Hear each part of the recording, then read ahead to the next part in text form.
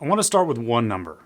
47 days. That's the national median days on market right now. The average home in America sits for 47 days before going under contract, and every major real estate outlet is writing about this as a sign that buyers are gaining power, markets are balancing, the correction people have been waiting for is here. San Diego homes are going pending in 14 days. East County homes in 13. You are not in an average market, and the advice written for an average market doesn't apply to you. That's what I want to talk through today. What the actual local numbers say for San Diego, what they say specifically for East County, and why the gap between the national narrative and your local reality is wider right now than it's been in a while. Let me give you where San Diego County stands as of March 2026. Median sales price came in at $915,000. That's up from the October 2025 low of $880,000 and back near the highs we saw in mid-2024. Spring is showing up in the price data. Days on market, 14. That's down from 26 in January, the sharpest 2-month drop we've seen since 2023. Homes are moving fast. Pending sales hit 2,214 in March. That's a 29% jump from January's 1,722, the strongest March reading since 2022. Closed sales up 8.4% year over year. Transaction volume is recovering. And here's the one that tells you something important about the supply picture.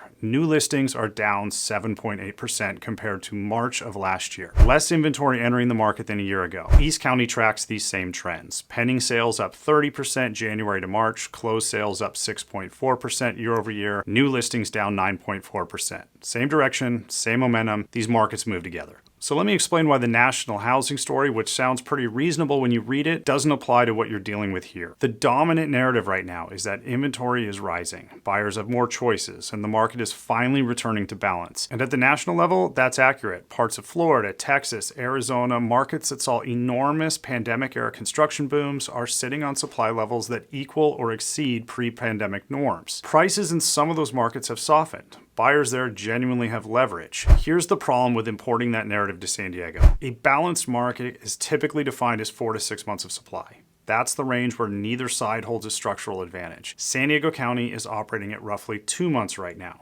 East County is at 1.9 months and falling. We haven't hit 4 months of supply since back in 2011. Not when rates spiked at 8%, not during 2025 when inventory was the highest it had been in years, not now. The reason comes down to geography and zoning. San Diego is hemmed in. Ocean to the west, mountains to the east, the border to the south, and Camp Pendleton to the north. There is a hard limit on how much housing can ever be built here. That structural constraint doesn't exist in Phoenix or Tampa. When demand softened there, builders had already added supply that the market couldn't absorb. Here, the supply side never had that release valve. That 47-day national figure versus 14 days locally, that's not a rounding difference. That's a fundamentally different market dynamic. And making decisions here based on the national picture is like dressing for the weather in a different city. All right, so I want to spend a minute on 2025 specifically because it's the best evidence we have for how this market behaves under pressure. 2025 was the highest inventory year San Diego County and East County had seen in years. Active listings in East County peaked at 951 in June, the highest in this 5-year data set. Days on market peaked at 24 in January 2025 for both East County and the broader county simultaneously. By most signals, the market was as loose as it was going to get. Here's what happened to prices during that period. The San Diego County median held between $880,000 and $911,000 for all 12 months of 2025. East County held between $772,000 and $825,000, a $52,000 spread in East County over the entire year, a $31,000 spread countywide. In a year when inventory was at its peak and days on markets were at their worst, sellers didn't capitulate, they just waited. And buyers who were holding out for a meaningful correction didn't find one. That's not stubbornness, that's structural. The people who own homes in San Diego, especially in East County where the median equity positions are substantial, have the financial depth to hold. They're not distressed. They're not over-leveraged developers. They're homeowners who can simply choose not to sell at a discount. And in 2025, they proved it. 2025 was the test. The highest inventory in years, the slowest market pace in years, and prices held. That tells you something durable about this market's floor. So where does that leave us heading into spring 2026? The picture is straightforward when you look at the data together.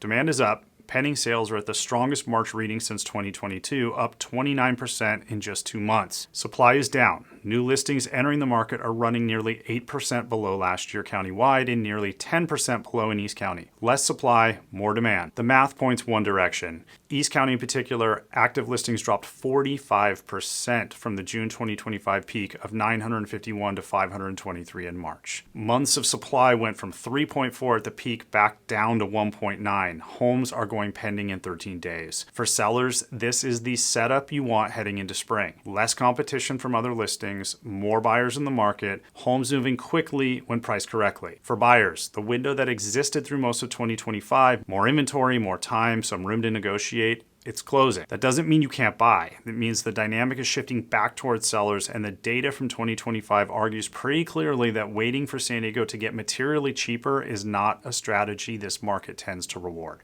So every month I pull the CRMLS data for both East County and San Diego County and try to tell you what it actually says. This month, the gap between the local data and the national narrative is significant enough that I thought it was worth spending some real time on. If you have questions about what this means for your specific situation, your neighborhood, your property, what a move looks like in this market, reach out directly. The conversation is always free, and I'll give you actual numbers for your area, not a county average. And if you're watching this through the newsletter, the written breakdown is below.